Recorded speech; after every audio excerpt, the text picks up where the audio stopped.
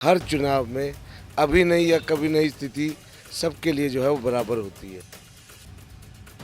जहां ओपीएस को लागू किया गया है और ओल्ड पेंशन स्कीम को, मैं बताना चाहता हूँ भाजपा के लोगों के पास वो आंकड़े नहीं है। हमारी पार्टी का नेतृत्व साफ तौर पर क्लियर कर चुका है कि सरकार बनते ही पहली कैबिनेट मीटिंग में पहला ही प्रस्ताव जो है वो पुरानी पेंशन को बहाल करने का होगा।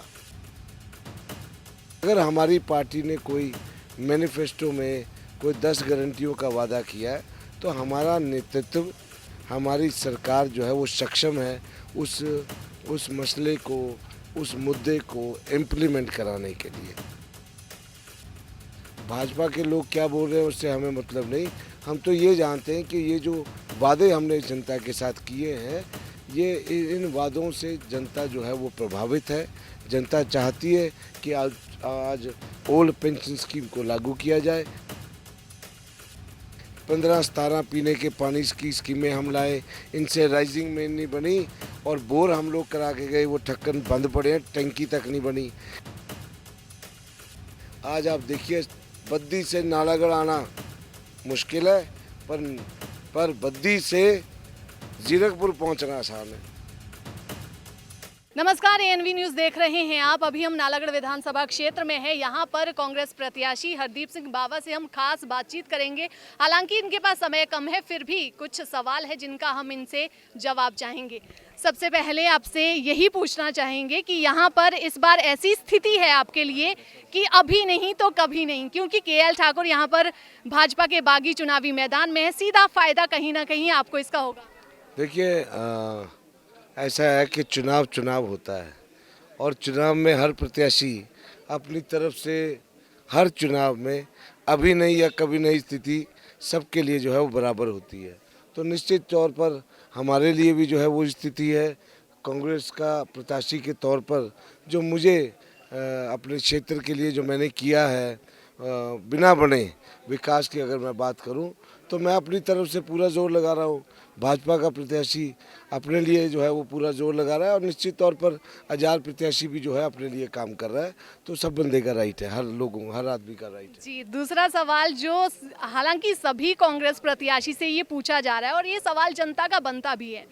कांग्रेस पार्टी की गारंटियां है, पुरानी पेंशन बहाल करेगी। कांग्रेस पार्टी लगातार ये दावा कर रही है कि पुरानी पेंशन हम बहाल कर देंगे, जबकि भाजपा का ये कहना है कि जो भी भाजपा के जो प्रत्याशी है या फिर कोई लोग हैं वो ये कह रहे हैं कि जहां पर भी कांग्रेस की अभी पार्टी है, जहां पर उन्होंने कहा है कि हम पुरानी पेंशन हमने बहाल कर दी है, वहां पर किसी एक को भी अभी तक नहीं मिली। तो कांग्रेस कहां से देगी और कैसे देगी बिना केंद्र सरकार की सहायता से? और दूसरा 1500 जो महिलाओं को मिलेंगे सर, वो कैसे?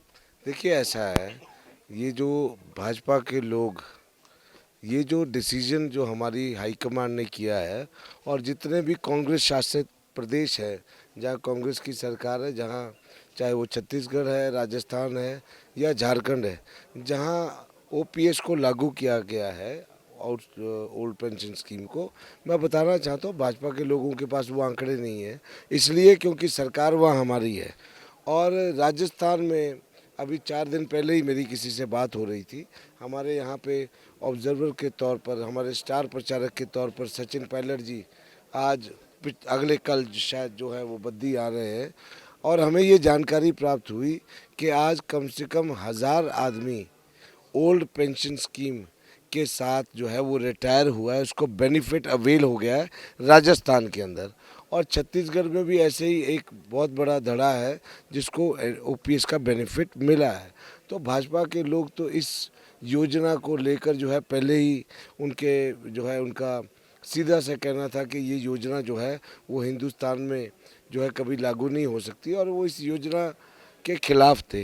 ये यहाँ का कर्मचारी हिमाचल प्रदेश का जानता है और ये कैसे लागू होगी, कब लागू होगी, ये चीज़ हमारे पार्टी का नेतृत्व साफ तौर पर क्लियर कर चुका है कि सरकार बनते ही पहली कैबिनेट मीटिंग में पहला ही प्रस्ताव जो है वो पुरानी पेंशन को बहाल करने का होगा। दूसरी बात आपने कही कि 1500 रुपये पेंशन कैसे देंगे। मैं ये कहना चाहता हूँ, आज जो महंगाई का दौर हिमाचल प्रदेश में नहीं पूरे देश में छाया है, अगर हमारी पार्टी ने कोई मैनिफेस्टो में कोई 10 गारंटियों का वादा किया है तो हमारा नेतृत्व, हमारी सरकार जो है वो सक्षम है उस मसले को, उस मुद्दे को इम्प्लीमेंट कराने के लिए। तो हमें भाजपा के लोग क्या बोल रहे हैं उससे हमें मतलब नहीं। हम तो ये जानते हैं कि ये जो वादे हमने जनता के साथ किए हैं, ये इन वादों से जनता जो है वो प्रभावित है। जनता चाहती है कि आज ओल्ड पेंशन स्कीम को लागू किया जाए। जनता चाहती है कि आज हर एक महिला को, चाहे हमारी 18 साल से ऊपर की हमारी बच्ची है, हमारी बहन है, हमारी माता है जो 60 साल से कम उम्र की है, हर एक घर में चाहे एक है, चाहे दो है, चाहे चार है, सबको पेंशन योजना जो है उसके साथ जो है वो जोड़ा जाए। हरदीप सिंह, आपको बता दें कि खरबों का वहाँ पर वो बोल रहे हैं कि अरब रुपए, कम से कम अरबों रुपए इसमें लगेंगे और करोड़ों के एक घाटे में अभी हिमाचल सरकार चल रही है। इसके बावजूद अगर कांग्रेस दावा कर रही है, इसको अलग से रख देते हैं। नालागढ़ का मुद्दा, इस पे बात करते हैं। आखिरी सवाल हमारा आपसे रहेगा। लगातार ये कहते आ रहे हैं कि जितनी भी सरकारें बनी यहाँ से कमाते हैं। नालागढ़ बद्दी एक ऐसा क्षेत्र है जहाँ से कमा के ऊपरी हिमाचल में वो सारा पैसा लगा दिया जाता है। हम भी आ रहे थे, हमने भी देखा सड़कों की हालत खस्ता है।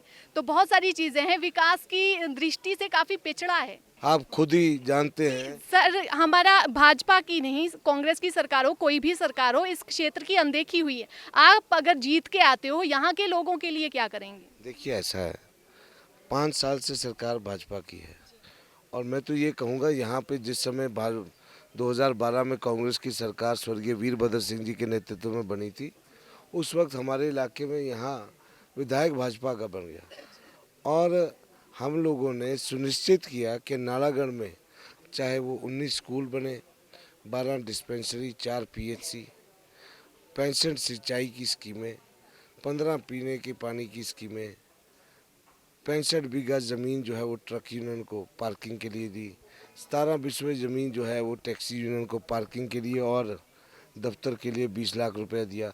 करोड़ों रुपए का select Baddi Barotiwala Nalagarh development authority से बना और करोड़ों रुपए जो लगभग हमारे 524 किलोमीटर की पीडब्ल्यूडी बी&आर की रोड्स थी, उसमें से 428 किलोमीटर की रोड्स को सीधे तौर पर बीबीएनडी के द्वारा जो है फंडिंग कराई गई और हर पंचायत में 21 पंचायतें जो है वो नालागढ़ क्षेत्र की और एक नगर परिषद को सीधे तौर पर फंडिंग की बजट एलोकेशन जो है वो बीबीएनडी के द्वारा जो है हर सिलेक्ट में होती रही हर साल। दूसरा, 2 तहसीलें यहाँ पे बनी। आज तक का इतिहास है, नालागढ़ में एक तहसील थी वो कांग्रेस की देन है, सब तहसील रामशहर जो है वो कांग्रेस की देन है, सब तहसील से तहसील हमने किया वो हमारे समय में हुआ वो कांग्रेस की देन है और 33 पटवार सर्कल जो थे उसमें से 19 पटवार सर्कल को हमारा जो चंगर और आधा का पहाड़ है उसको अलग करके सब तहसील हमने पंजारा में दी। डिग्री कॉलेज जो है वो 35 साल की डिमांड थी, वो जो है हमने रामशहर में दिया। 1 करोड़ की मंडी दी, 1 करोड़ का राशि छोड़ के गए तहसील ऑफिस के लिए, उनसे नहीं लगी। पंजारा में 50 लाख रुपए छोड़ के गए, तहसील ऑफिस की बिल्डिंग नहीं बनी। 4.5 करोड़ रुपए का इंडोर स्टेडियम हमने कृपालपुर में दिया, पैसा पड़ा है, सीएम ने शिलान्यास किया, इनसे नहीं बना।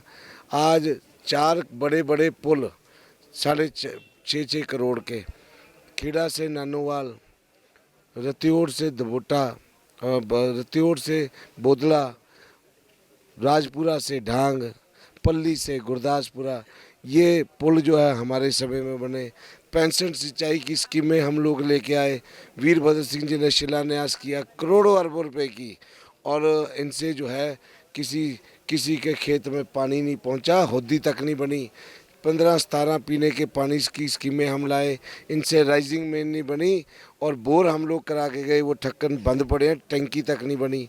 इनसे हमने जो है नालागढ़ में 9.5 करोड़ का जो है वो बस स्टैंड बनाया, आप लोग देख रहे हैं। हमने 4.5 करोड़ का जवाहरलाल नेहरू पार्क बनाया, जिसमें आज अगर आप देखें तो पार्क और उसके साथ आज तालाब जो बना है उसमें शाम को किश्तियाँ चलती हैं। आज 19 स्कूल हमने अपग्रेड कराए, हम बुक डिपो यहाँ पे लेके आए। पहला ज़िला है जहाँ पे सोलन ज़िले में, क्योंकि मैक्सिमम ट्रांसपोर्टेशन अगर कोई है तो वो बद्दी बरोटीवाला नालागढ़ में है। पुलिस ज़िला तो यहाँ हमारा बना ही, पर पहला जिला है जहाँ एक आरटीओ ऑफिस सोलन, दूसरा आरटीओ ऑफिस हमने नालागढ़ बनाया। तो मैं ये कहता हूँ ये सारा काम जो है ये उस समय होता है जब कोई विधायक अपनी ही सरकार में विधायक हो और अपनी सरकार से कराता है। ये 2012 से 17 का कार्यकाल वीरभद्र सिंह जी का रहा, जब यहाँ विधायक भाजपा का था और मैं तो सिर्फ चेयरमैन था। हमारा विधायक जो है वो हारा हुआ, तो जो आज भाजपा का प्रत्याशी है। तो ये जो विकास हुआ है आज पिछले 5 साल में जो कुछ नहीं हुआ, जैसे आप सड़क की बात कर रहे हैं, आज आप देखिए बद्दी से नालागढ़ आना मुश्किल है, पर बद्दी से जीरकपुर पहुंचना आसान है। जितना समय बद्दी से जीरकपुर को लगता है उतना ही समय आज 12 किलोमीटर नालागढ़ से बद्दी को लगता है, क्योंकि ट्रैफिक भी है और सड़क दिख नहीं रही, सिर्फ खड्डे हैं। छोटा सा सवाल, छोटा सा जवाब चाहेंगे। 5 साल में अगर आप जनता के प्रतिनिधि बनकर विधानसभा में पहुंचते हैं तो प्रतिशत में जानना चाहेंगे कितने प्रतिशत तस्वीर नालागढ़ क्षेत्र की बदलेगी? देखिए 100% तस्वीर जो है यहाँ की बदलेगी निश्चित तौर पर। उसका कारण है कि यहाँ आज तक कुछ हुआ ही नहीं। जो लोग यहाँ एमएलए बनते रहे आज वो सिर्फ अपने अपने विकास जो है उन्होंने अपना और अपने परिवार का विकास किया। किसी ने यहाँ के बच्चों के बारे में नहीं सोचा, किसी ने यहाँ की सड़कों के बारे में, यहाँ सिंचाई की स्कीमों के बारे में, पीने के पानी की स्कीमों के बारे में, गरीब और मजदूर के बारे में किसी ने नहीं सोचा। जो लोग एमएलए बने इन सब ने अपने बड़े बड़े crusher, petrol pump, gas agency, mining, ठेकेदारी और होटल, भट्टे, टाइल की फैक्ट्री, पाइप की फैक्ट्री, दवाई की फैक्ट्री, बड़े बड़े साम्राज्य बना लिए। अगर गरीब के बारे में सोचा होता तो आज ये स्थिति जो है क्षेत्र की ना होती। सर, एएनवी के साथ जुड़ने के लिए आपका शुक्रिया। हर चुनाव में अभी नहीं या कभी नहीं स्थिति सबके लिए जो है वो बराबर होती है। जहाँ ओपीएस को लागू किया गया है और ओल्ड पेंशन स्कीम को, मैं बताना चाहता हूँ भाजपा के लोगों के पास वो आंकड़े नहीं है। हमारी पार्टी का नेतृत्व साफ तौर पर क्लियर कर चुका है कि सरकार बनते ही पहली कैबिनेट मीटिंग में पहला ही प्रस्ताव जो है वो पुरानी पेंशन को बहाल करने का होगा। अगर हमारी पार्टी ने कोई मैनिफेस्टो में कोई 10 गारंटियों का वादा किया है तो हमारा नेतृत्व, हमारी सरकार जो है वो सक्षम है उस मसले को, उस मुद्दे को इम्प्लीमेंट कराने के लिए। भाजपा के लोग क्या बोल रहे हैं उससे हमें मतलब नहीं। हम तो ये जानते हैं कि ये जो वादे हमने जनता के साथ किए हैं, ये इन वादों से जनता जो है वो प्रभावित है। जनता चाहती है कि आज ओल्ड पेंशन स्कीम को लागू किया जाए। 15-17 पीने के पानी की स्कीमें हम लाए, इनसे राइजिंग में नहीं बनी और बोर हम लोग करा के गए, वो ढक्कन बंद पड़े हैं, टंकी तक नहीं बनी। आज आप देखिए बद्दी से नालागढ़ आना मुश्किल है, पर बद्दी से जीरकपुर पहुंचना आसान है। नालागढ़ विधानसभा क्षेत्र के ये कांग्रेस प्रत्याशी थे हरदीप सिंह बावा। यहाँ पे आपको बता दें कि मुकाबला त्रिकोणीय है। अन्य पार्टी को अगर अलग से रख दें, अगर हम आम आदमी पार्टी की बात ना करें, भाजपा और कांग्रेस का अगर सीधा यहाँ पर मुकाबला देखा जाए तो लखविंदर सिंह राणा जो पहले कांग्रेसी ही थे, विधानसभा चुनावों से ठीक पहले भाजपा में शामिल हुए, यहाँ तक कि भाजपा से टिकट लेने में भी कामयाब रहे। इसके बाद आपको बता दें कि यहाँ से केएल ठाकुर जो भाजपा के सीट के दावेदार यहाँ से थे, उन्होंने बागी होकर आज़ाद यहाँ से चुनाव लड़ने का फैसला किया। इसके बाद ज़बरदस्त गुटबाजी यहाँ पे भाजपा में देखी जा सकती है और कहीं ना कहीं इसका सीधा फायदा हरदीप सिंह बावा को होने वाला है, क्योंकि अगर भाजपा के वोट आपस में बंटेंगे तो जाहिर तौर पर कांग्रेस का प्रत्याशी यहाँ पर वो वोट लेने में कामयाब हो जाएगा, जीतने में कामयाब हो जाएगा। हालांकि अभी ये बता नहीं सकते कि कौन यहाँ से विजयी होगा। मुकाबला कड़ा है, तीनों ही दिग्गज यहाँ से खड़े हैं और केएल ठाकुर ज़रूर बागी हुए हैं, लेकिन काफ़ी संख्या में वे भी यहाँ से अपने मत लेने में कामयाब रहेंगे। लखविंदर राणा से कांग्रेसी नाराज चल रहे हैं। जाहिर तौर पर हरदीप सिंह बावा को यहाँ पर उन लोगों का समर्थन जरूर मिलेगा। क्या होगा ये तो 8 दिसंबर को पता चलेगा। हालांकि 12 नवंबर को चुनाव है, उसके बाद ही फैसला आएगा कि कौन जीतता है, कौन हारता है। प्रदेश की तमाम खबरों के लिए आप देखते रहें एएनवी न्यूज़। नमस्कार।